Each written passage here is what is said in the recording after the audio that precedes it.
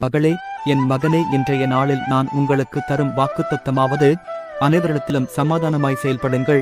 ஏன் என்றால் பகை விரோதங்களை எழுப்பும், அந்தோ சகல பாவங்களையும் மூடும்.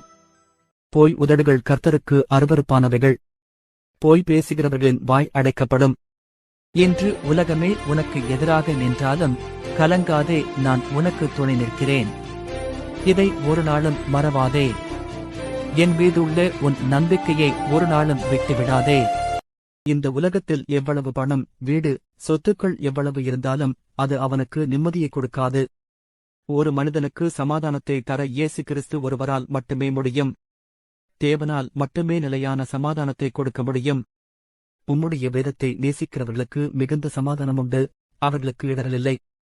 சங்கீதம் 119 அதிகாரம் 165 சமாதானத்தை உங்களுக்கு வைத்துப் போகிறேன், என்னுடைய சமாதானத்தையே உங்களுக்கு கொடுக்கிறேன்.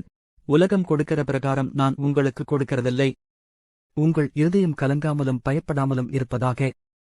யோவான் 14 அதிகாரம் 27 இருக்கிறவரும் இருந்தவரும் வருகிறவருமாகிய சர்வவல்லமையுள்ள கர்த்தராகிய நான் இந்த நாள் ஆசீர்வாதமாக இருக்க நான் தரும் வாக்குத்தத்தம் இது.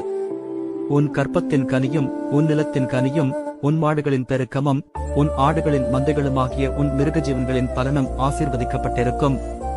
உபாகமம் அதிகாரம் 28 4